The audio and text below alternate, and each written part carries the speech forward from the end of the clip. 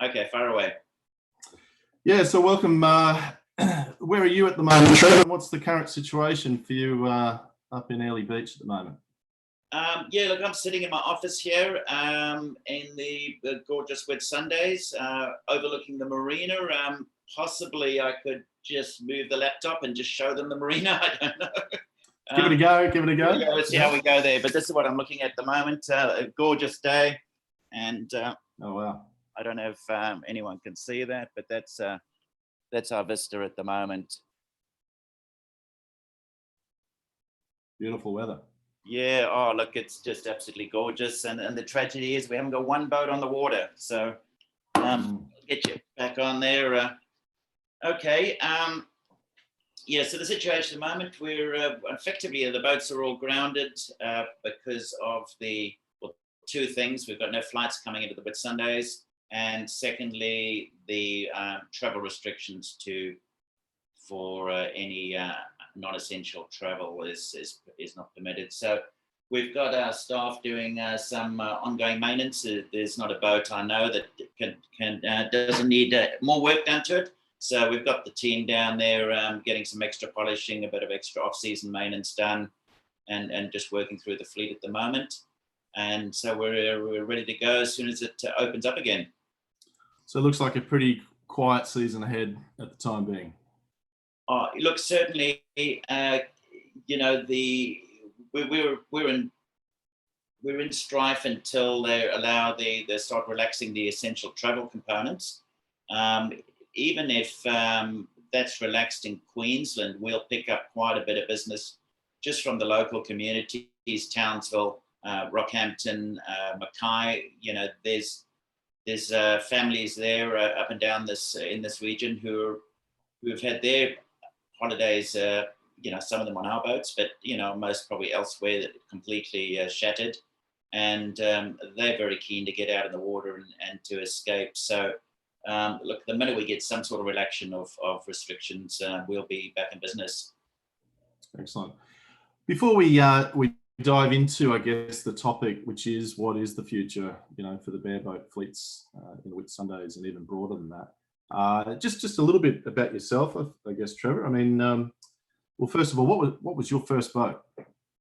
My first boat probably would have been a dabchick, actually, a small little sailing dinghy, which we used to sail as a 10-year-old in the lagoons of Cape Town, South Africa. My first keel boat was a 36-foot Wesley Conway, which I bought in the Caribbean in about 1988. And myself and my wife sailed out to, well, actually, we're going to go right around the world, but by the time we got to Australia, we had 2 children on board, and came up to the Whitsundays because we heard there was some chartering here, and that's what I was doing in the Caribbean before I came out, and got a job the first day I got here, and been here ever since. Right, and how did you end up being general manager and part owner of Whitsunday Escapes? I worked in the industry with Cumberland charter yachts for 7-8 years. Did a stint as a base manager for Sunsail for a little while with the brokerage, and then this business which I'm with now, Whitsunday Escape, was being sold, and I got hired as the manager when it was sold, and got the opportunity to invest into it. The purchases actually sold up.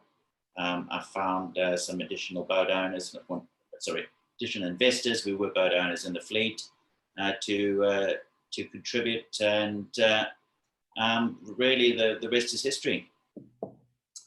And why don't you tell us a little bit about Whitsunday Escape? I mean, the fleet size, and you've won some awards too. Yeah, I got involved in 2000 with about 14 boats, and I don't think there was one there that was under 10 years old.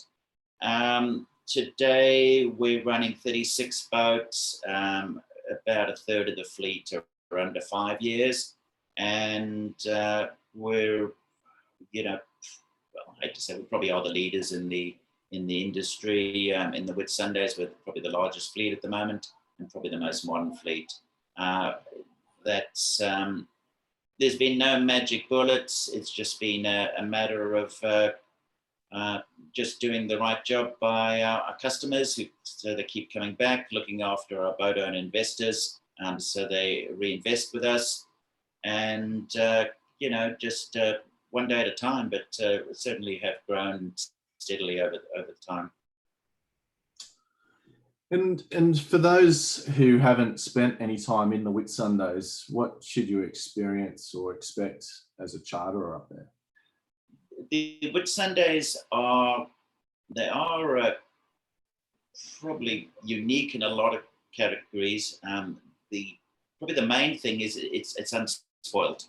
I can find a deserted beach, an anchorage to go that everyone's allowed to go in the busiest weekend, whether it's Easter school holidays, Christmas. That is probably the single biggest difference. The water clarity isn't probably comparable with areas like the Caribbean and parts of obviously the Pacific, but your sea life is probably superior. If you are a keen fisherman, you will catch a fish. If you go snorkeling, you will see fish, you will see coral, and it's also a more of a wilderness type trip. If you go to an anchorage, you're not going to have someone coming up alongside trying to sing you a song or offer to look after your boat while you go ashore. It is also in a jurisdiction that's got probably very high workplace health and safety standards, and probably quite high labor costs as well, to be honest. But that comes with the additional safety of very well developed medical services, police services, and security in your holiday if you come and visit us. It's a very natural environment up there, isn't it? I mean, it's one thing that really knocks you off your socks when you get out there on the water. It's very pristine.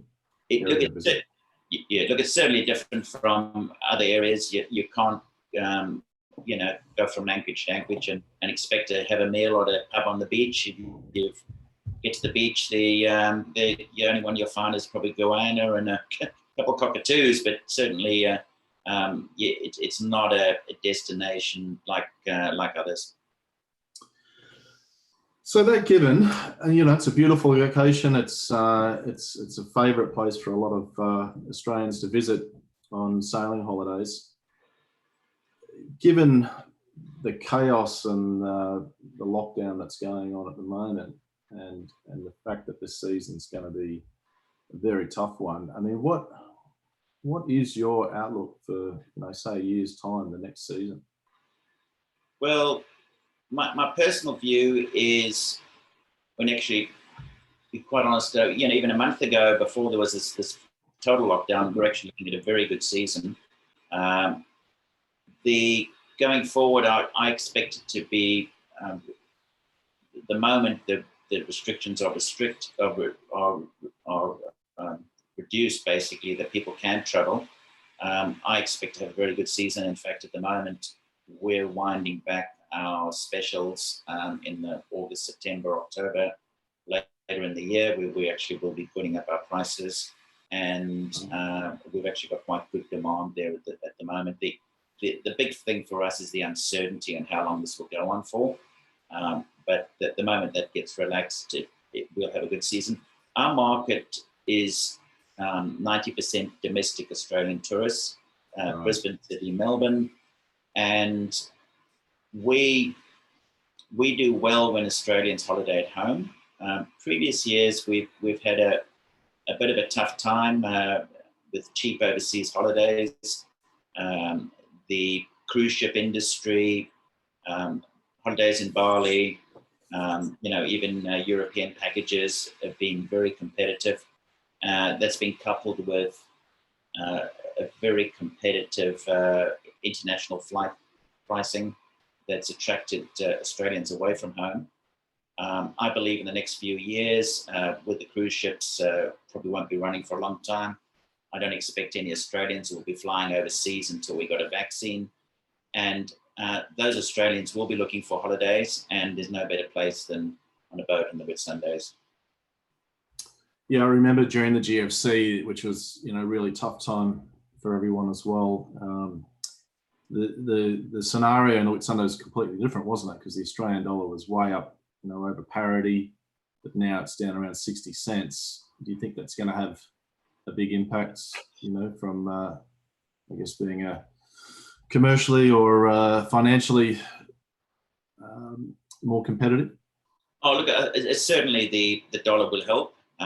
You know, not so much in attracting, you know, many more people from overseas, but more as a disincentive for Australians to go overseas. So yes, look, that'll definitely be a factor for the next period, depending on how that plays out. But I think the big thing will be that Australians will not be going overseas for a while. Yeah, so everything's pointing towards local travel for the Australian market. And so you're saying that the bulk of your market is domestic anyway? It's always been, yes, it is domestic, and that will play very well into, you know, to our customer. So, I mean, going forward, how do you see yourself, I guess, competing with other, you know, tourism products on the market? What's the strength that the Whitsundays is going to have when, you know, the big rush of, I guess, tourism advertising starts again on the other side of this? Look, our groups are, as I said before, domestic and domestic families. Look, I'm sure in the future it will come back to, you know, again, a pricing issue of possibly those overseas holidays being perceived to be cheaper. I think it's going to be a while though, and I think we're going to have a good run until that comes through. The industry has always done pretty well.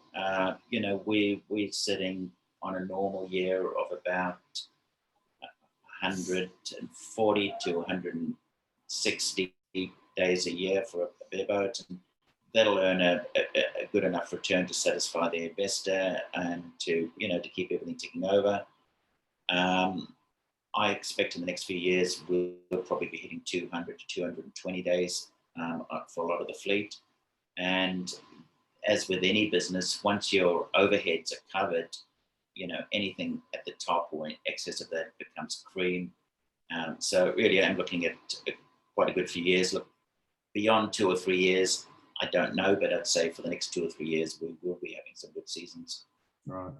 So with the boat shows cancelled in Australia this year, and most of the bareboat operators attend those shows as exhibitors, as we do, is that going to knock around bookings for next year, or is that more of the season that you're in? Yeah. For us, the boat shows probably don't bring in a lot of new customers. Right. They're probably more useful in making contacts for potential boat investors who are looking at maybe getting a new boat. They've got an opportunity to do a quick comparison shop, you know, from one brand to the next, and also an opportunity to make contact with the charter companies on a face-to-face basis. So from a bookings point of view, it's never been that important for us. From a new boat investment, look, it probably will have some sort of effect. It may be, probably will be less. We may get less investors. I don't know. Yeah. Okay, but you don't see the shows being a big problem promotion-wise.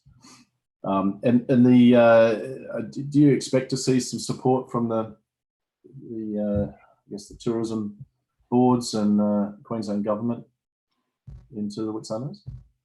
Look, we've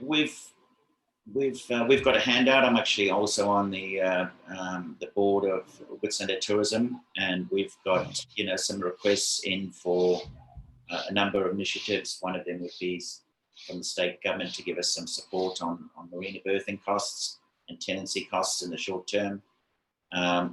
The the challenge I think we have, and probably everyone else in Australia, is everyone's got their hand out and everyone's asking for help. My gut feeling is we will get through this. It's just going to be a little bit of short-term pain. Anything the government can give us will help.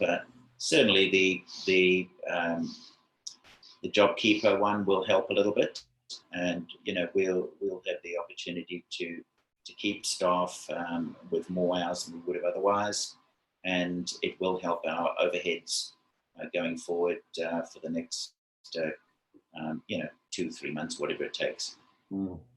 And I mean, do you expect to see some boats leave the fleet as a whole in the Whitsundays over the next 12 months, or how do you think the fleet will look in a year's time? Look, I think there's bound to be some of the older boats that were maybe reaching a point where they're not as profitable as they should be, and what effectively happens is as the boats age, their style might become less popular. They also are competing against potentially new boats if there are new boats in the fleet. But you also reach a point where your maintenance costs, may start going up if you're getting into the 7 to 10 year olds. You're possibly replacing motors. You're doing some quite big capital, expenses. So I would expect that there is a chance that some of those may drop out of the fleets. It's probably something that should happen anyway, but it wouldn't surprise me. Yeah. And so, given that, I mean, will you be actually seeking investors to take new boats on in the next year? We always are. With we've got around 36 boats. Ideally, 5 to 7 year lifetime is a good number for us in terms of the boat's desirability and popularity. And we really need to source about 6 brand new boats a year to keep the fleet fresh and going. So we're certainly always looking for new investors and new boats. And as I said before, I really don't see an issue with demand. Certainly not for us. Okay. So how, for those not familiar with charter boat ownership programs, in a nutshell, how does it work if someone were to invest in a boat and place it with a fleet like yourselves? Yeah, our program we run is effectively we earn a commission based on the charter fee that the customer pays, and then we run basically the repairs and maintenance at cost, and that's basically it. We haven't got any allegiance to any boat manufacturer, so we don't make a commission on new boats coming into the fleet. We also don't offer guaranteed returns to our owners. There is 2 sides to that. It's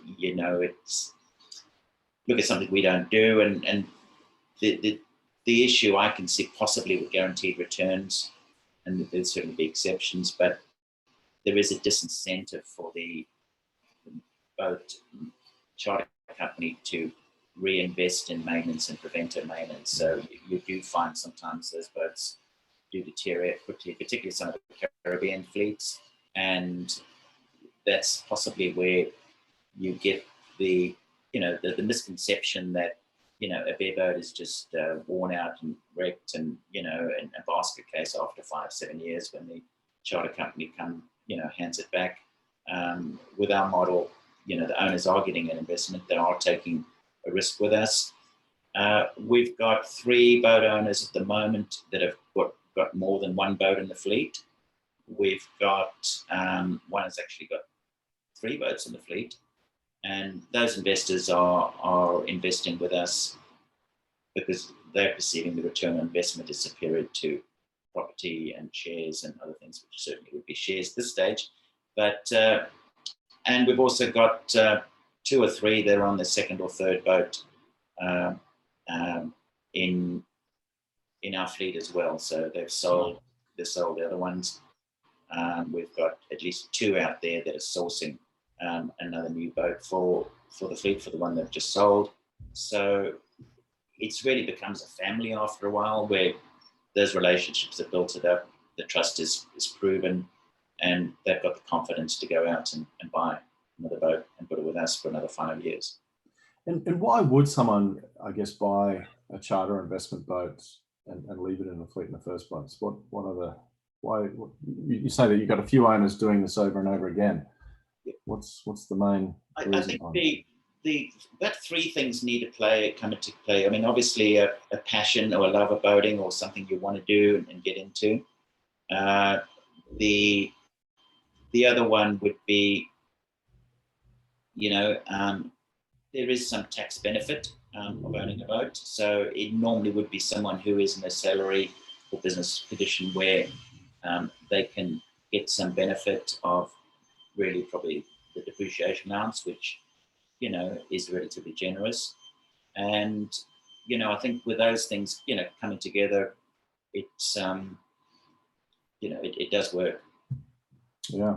And you mentioned there that the tax benefits. I mean, obviously at the moment with the stimulus package from the government, there is an investment incentive that can apply to some businesses investing in charter boats, which equates to a 50% tax deduction. Now, obviously, we're not accountants. This isn't our expert field of expertise, and we've got some good accountants that can help people with that. But certainly during the GFC period, a similar allowance was given, and that was a huge, boost for boat investors coming into the fleet then, wasn't it? Look, it certainly was. I'm not sure whether that'll happen this time or not. That allowance may or may not be suitable for everyone. So, as you say, that will probably depend on the circumstance. But look, it probably would be a good opportunity for anyone sitting on the fence that's been thinking about this for ages or just can't quite justify it in their own minds. These opportunities don't come up that often. And, I do remember after that stimulus dropped off, there was quite a drop off on investors because everyone was kicking themselves. Well, I should have done that last year, and they didn't. So, I think it's something that if anyone's looking at it, it probably is an opportunity that could suit them, but obviously it would depend on how that depreciation allowance helps them or is of benefit or not. Yeah, that's right. And if anyone is interested in that area, we've got accountants we can recommend to get some advice on that subject. One thing that we've got some challenges with on that situation is just delivering boats by the June 30, 2021 completion date, or they need to be, the asset needs to be operating by that stage. So we've got some people looking at that at the moment, but it's slim pickings because the order books for most manufacturers have been quite full. Well, maybe there's going to be some movement there over the coming months. But certainly it's not like it was back during the GFC where everyone's order books were a bit empty because of what had happened 6 months beforehand. So different scenario, but certainly something worth exploring for any, particularly business owners who want to extend into, charter ownership. So if you need more information on that, we can have a chat or send you details later. In fact, we will, following this video, we will send out a follow-up email and links in the YouTube video for various fact sheets and so on around the stimulus package and contacts that we have there. So I'm going to go shortly to some questions now. We've got some questions coming through. We've got one here from Graham. Good morning from Western Australia. Given our current economic climate, would you consider now to be a good time to invest in a charter boat, keeping in mind that the US dollar is not in our favour? So what's your take on that, Trevor? You suggesting it's not bad timing? Yes. Look, the the US dollar exchange rate is double-edged. It does make the overseas boats expensive, but it does make our domestic holidays cheaper, and also keeps our Australian domestic market customers in Australia and going to the Whitsundays. So look, it is a difficult balance. I'm personally quite optimistic for the next 2 years, for particularly what we're going to be up against. And I think I mentioned before, I don't expect anyone to be going overseas unless they've been vaccinated, and that could be a long way away. And that's right. Regardless of what happens with the dollar, the buyer behaviour or behaviour of travellers is going to change for some time, isn't it? Exactly right. And whether the cruise ship industry ever comes back again, I don't know. I personally dislike them with a passion, but I won't go down that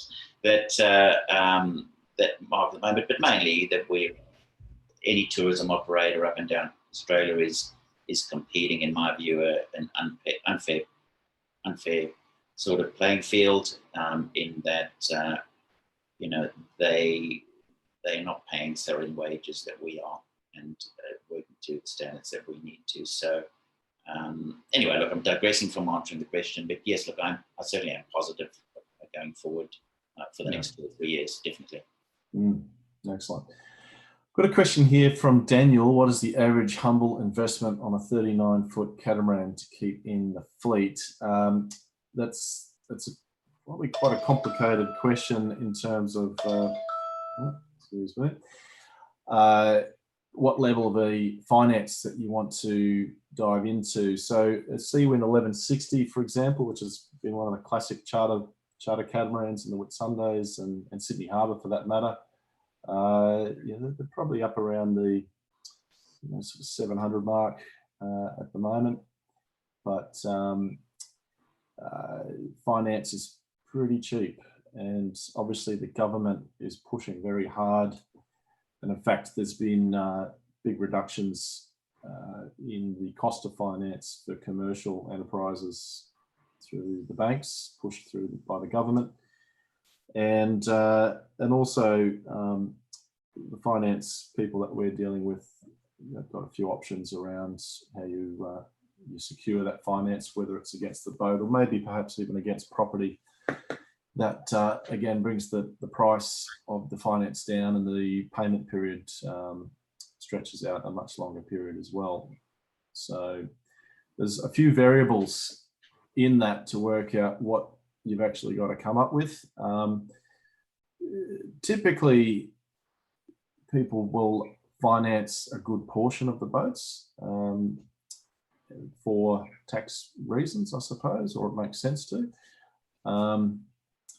And we see often 50% finance, upwards to 70% finance, but some people will buy the boat outright as well. So it's a very personal sort of situation, that, and it needs to be, I guess, analysed one boat at a time and one customer at a time. And we do have information that we can send out on that, Daniel, if you'd like that. So we can come back to you there. Trevor, do you find that most boats in your fleet have got some level of finance involvement? Yeah, look, I would agree with you. And in the past, I mean, around the 50% was sort of, I think, a comfortable number for most investors to get in without overextending themselves. But that would have been at a time when interest rates were probably quite a bit higher. So possibly that could be amended. But again, it probably does depend on the circumstances. I mean, we've probably got, I would suggest that, about a third to at least a third are paid off outright. And the others would probably have some sort of level of finance on them. Yeah. And so when we go through, I guess, the charter investment process, we have sort of financiers that specialise in this area, brokers for commercial finance, and also personal finance with equity or security being tapped into equity on property. And then obviously we have the accountants that we can recommend that specialise in this as well. So you get to talk to people that have got experience and not starting from scratch and trying to work out a solution. And they're well worth having a chat to if you want to explore it further. I'm not sure if we've got any other questions from the viewers there at the moment. So, Trevor, is there anything else that you wanted to add to that? Oh, look, I think we probably even touched on the lifestyle decision.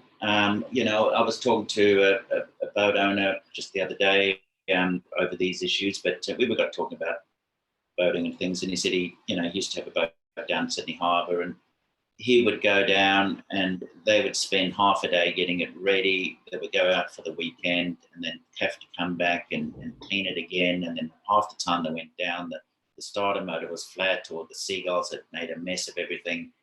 And he said, it's just such a pleasure.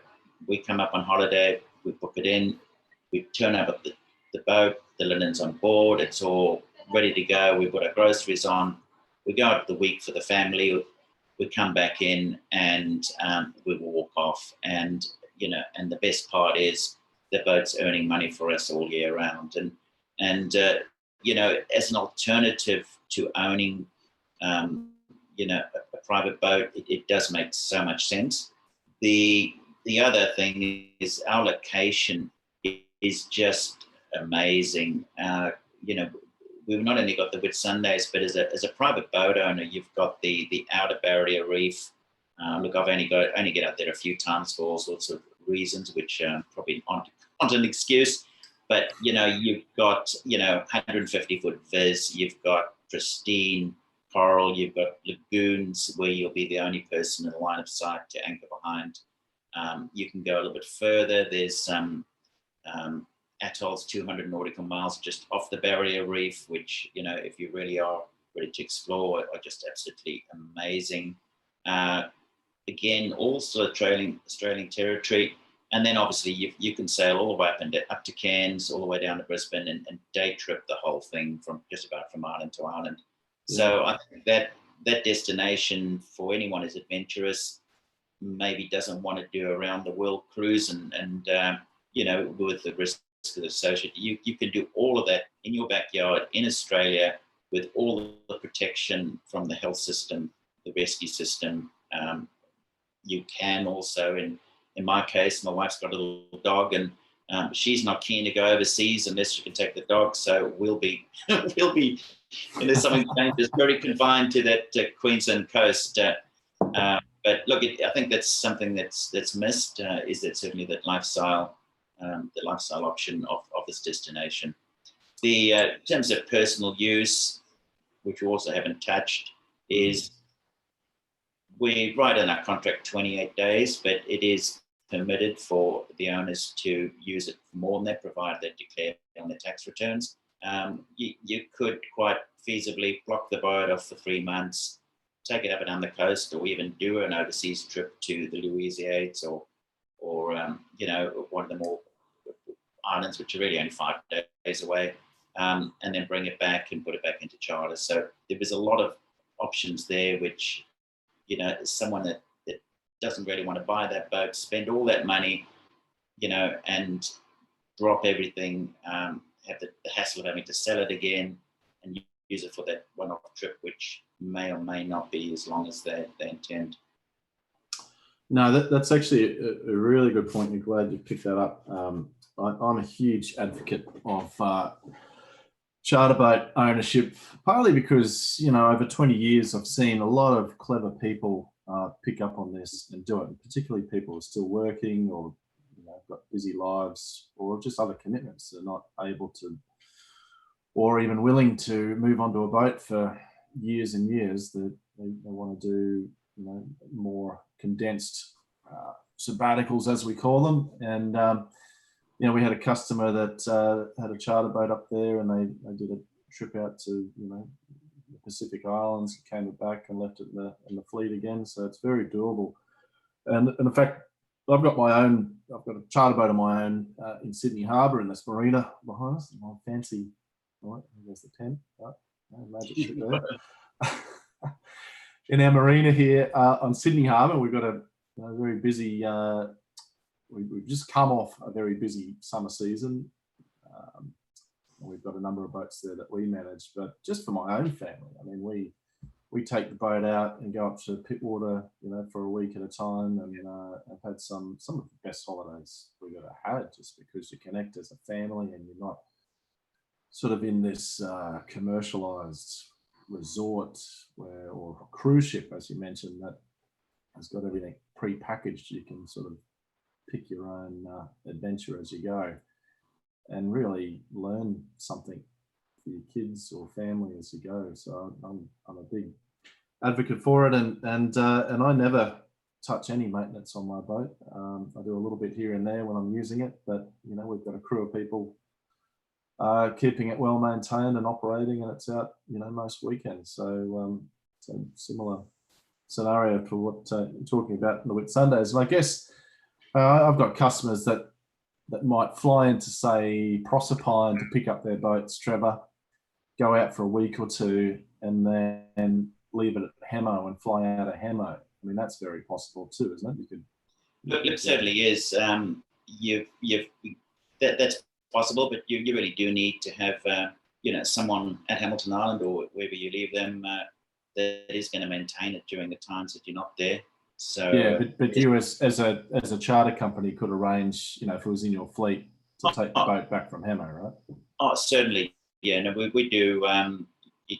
We would, at the moment we don't do any, but we do probably 5-10% of our bookings will come through Hamilton Island, either before or after. So we'll deliver the boat over there, do the briefing, and they just leave from Hamilton Island. I mean, Hamilton Island's got a really good little supermarket now, IGA. It does, doesn't it? Yeah, it's a great supermarket. Yeah, and it's really not much more expensive than anything on the mainland either. It's all achievable, very easy, and they really do look after you. They've got a good, they welcome the boat. So there's one other thing which we also possibly haven't touched on, and this is probably also maybe not so much putting a charter boat in a fleet, but for those that are interested in getting into boating and haven't done it before, the taking a boat out as a bareboat is really just an amazing way to immerse yourselves in there and learn what it's all about. In other words, if you're looking at getting a boat, come and charter one for a week, see how the wife or dad likes it, see how the family goes, and test it. And what you will be doing in a week in terms of navigation, how to anchor, how to pick up a mooring, how to judge the weather, is exactly what you'll be doing if you're cruising up and down the coast or going offshore. And the skills you learn and the confidence you develop by doing that in a supportive environment where we do talk to you each day and say, look, and that anchorage is probably not a good idea because of the weather. Why don't you look at this? We do a good briefing with you. We can put a sail guide on for the first day or a couple of days, and then you take the boat yourself. And the number of people we get to see at the boat shows when we do them, and we catch up and how's it going? How's everything? Oh no, we had such a great time. We went and bought our own boat.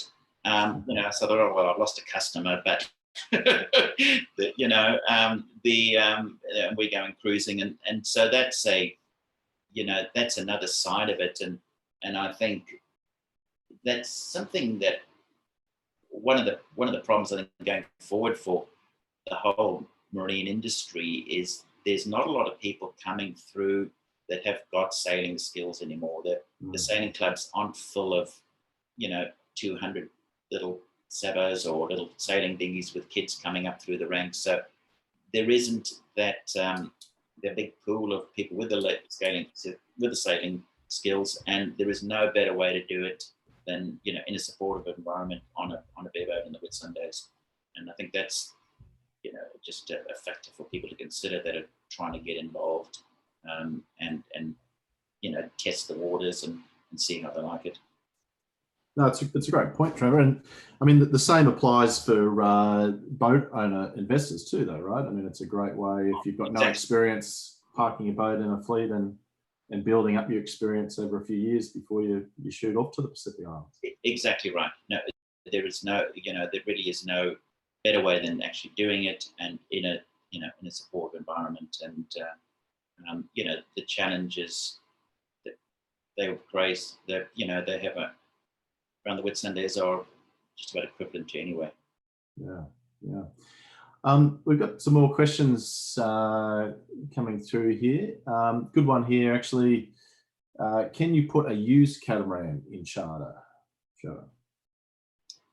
Sorry, the question is, would we consider a used one, or? Yeah, would you consider managing a used catamaran?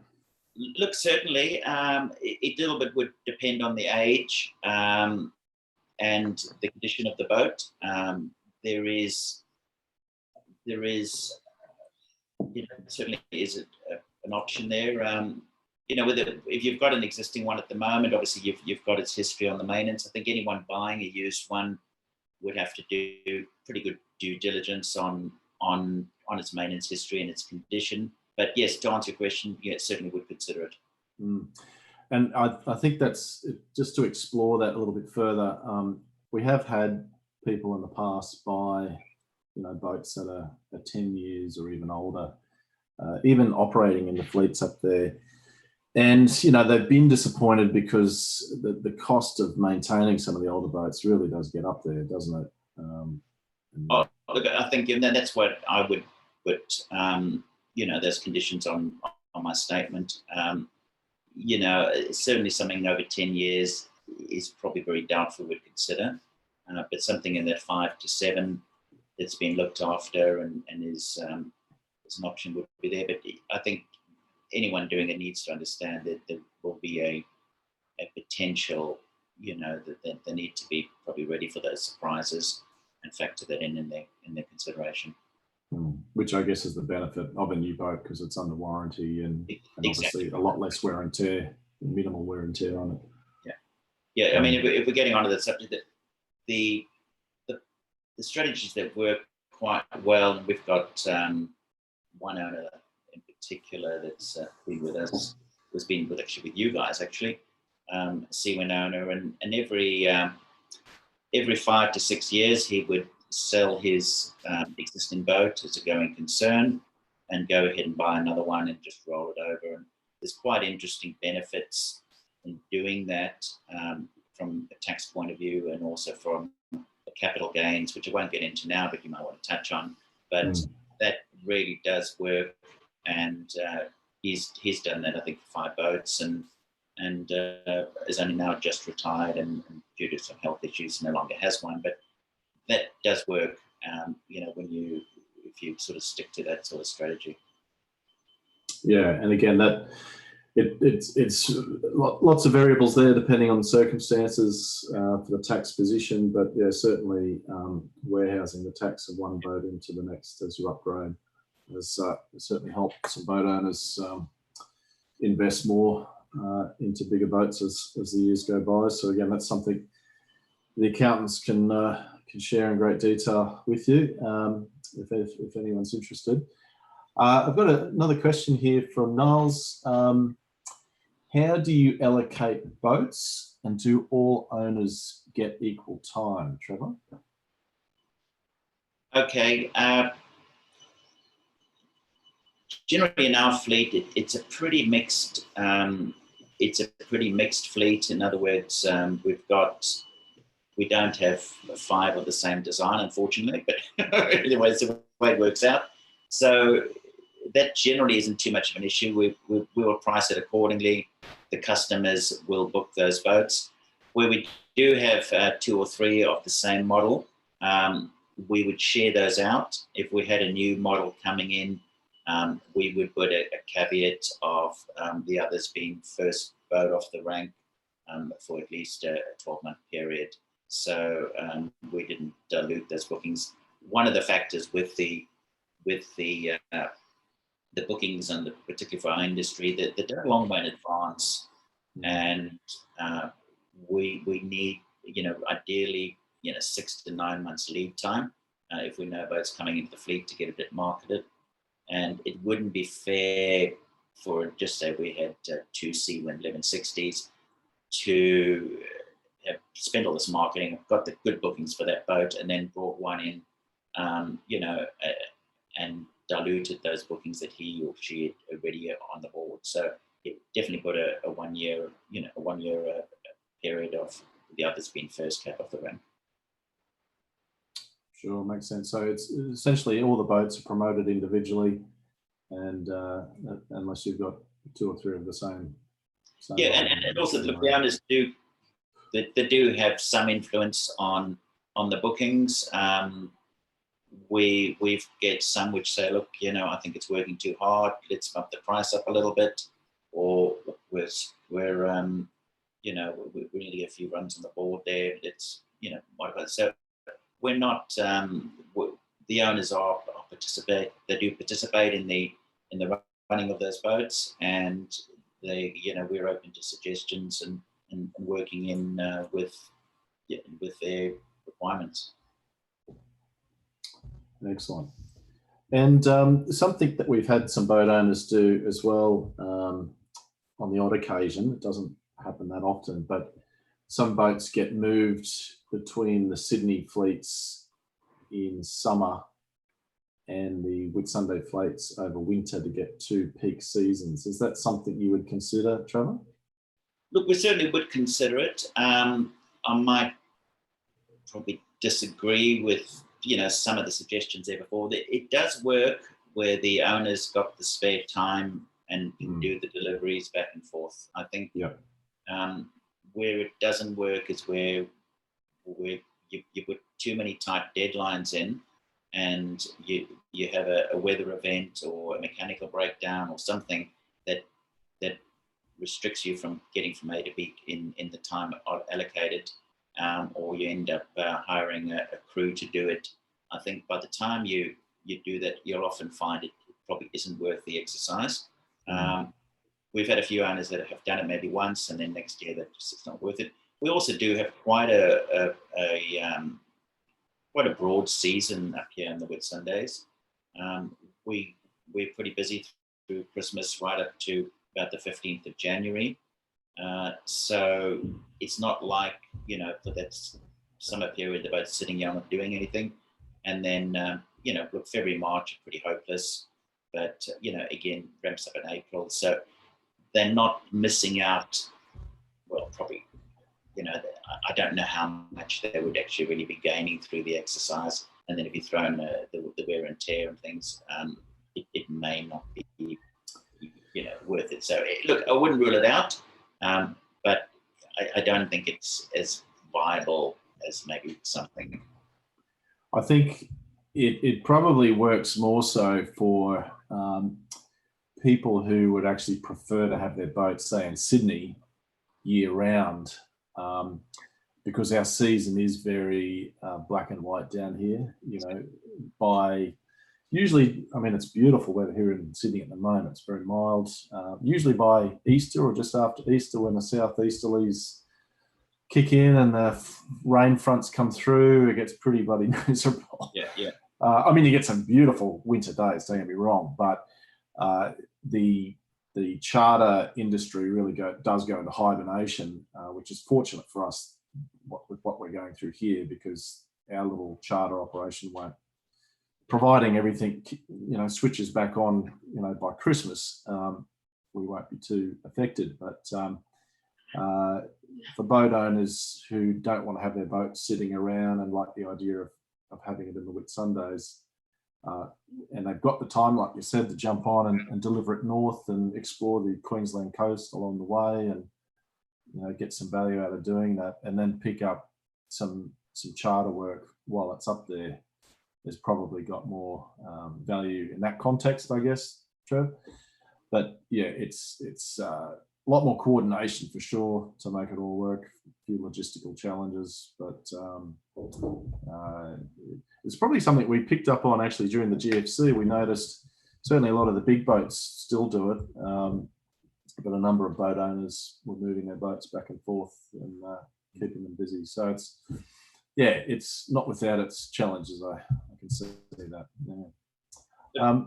Yeah, so certainly concur with you there. I mean, if you're Sydney based and you can get a little bit of benefit on the weekends or when it's not booked down, for that summer, I could certainly see some benefit from that side of it.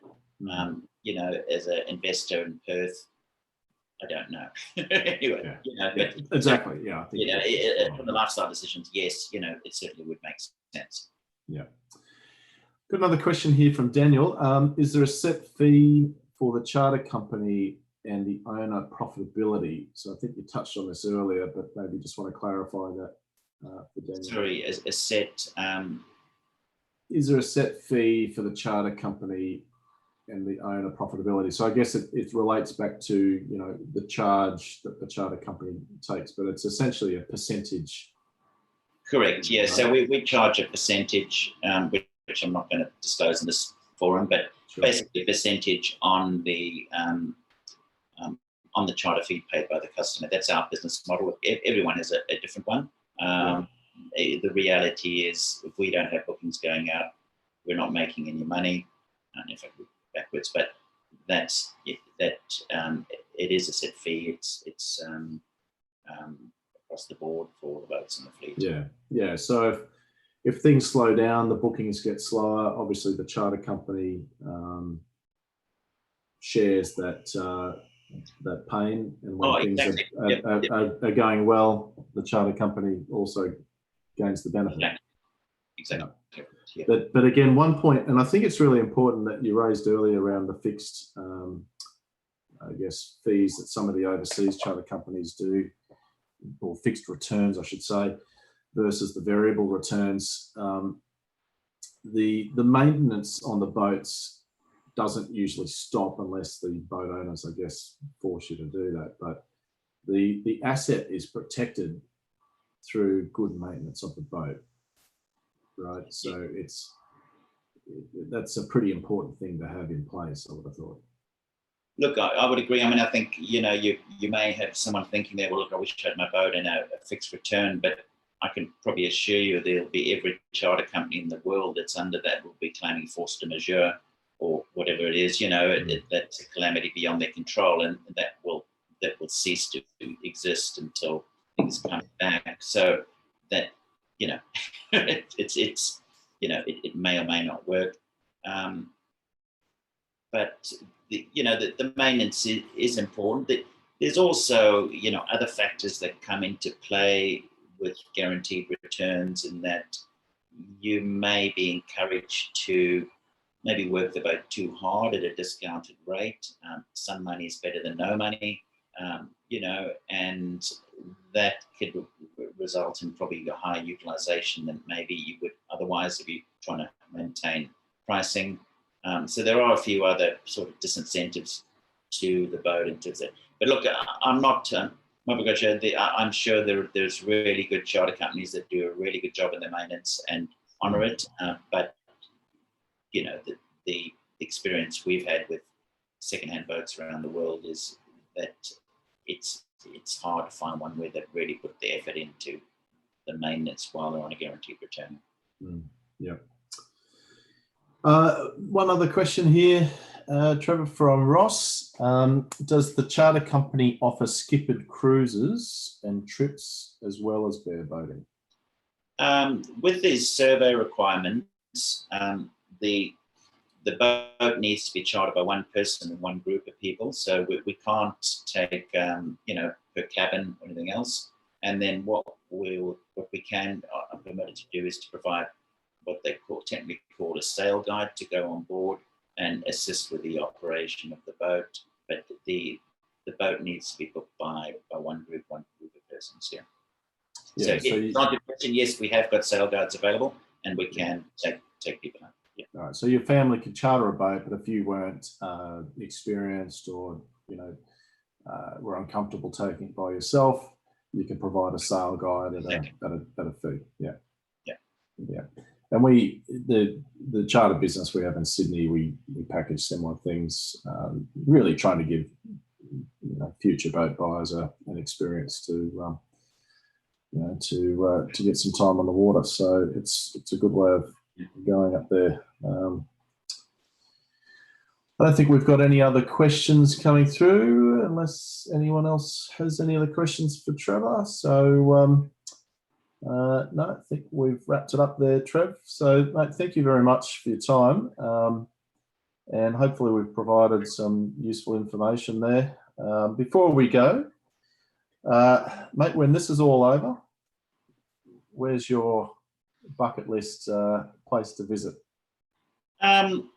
Look, I think I mentioned before, I would certainly love to do just a relaxing sort of 2 or 3 month trip up the coast, probably to Cape York and back, and touch on the reefs on the way out. And at the moment, I've got an outer reef to one of the adult trips planned with my family in November. So that's something I'm looking forward to.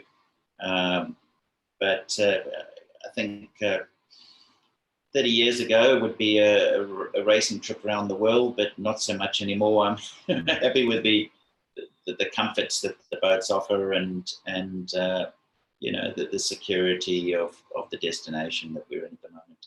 Yeah, no, I'd love to get my boat up to Lady Musgrave Island and explore that, and then island hop up through my old stomping ground in the Keppel Islands and Percy's and Hexham and all those places up between there and the Whitsundays, and do some scuba diving. That's my goal. So my boat might end up in your neighbourhood up there on charter one of these winter seasons yet. So if you're looking for a nice Seaman 1000, let me know. Yeah. So we'll wrap it up there, mate. Thank you very much. And if anyone wanting more information about charter ownership programs, we'll have the links in the video on the YouTube after this, and also on our website. And also, if you'd like to learn more about the government investment incentive as it applies to businesses investing in charter boats, that can apply. It's a 50% tax deduction up front. So again, we can provide you the basic information on that and refer you to some good accountants to get proper advice. And there are still some limited opportunities to take advantage of that as far as boat deliveries go across a few different brands and models.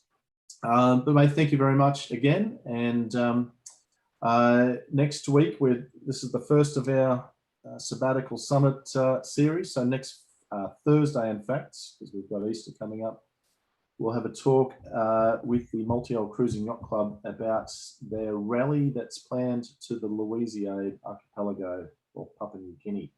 It's going to be a really interesting talk, so tune into that one.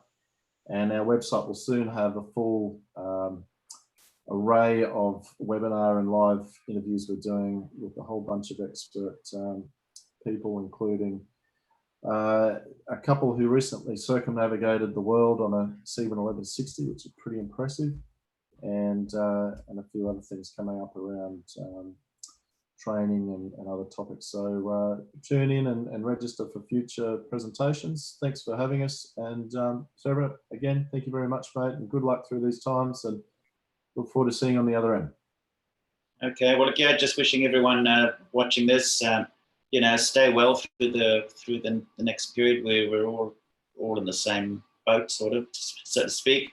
And look, keep the dream alive. It is such a lovely activity.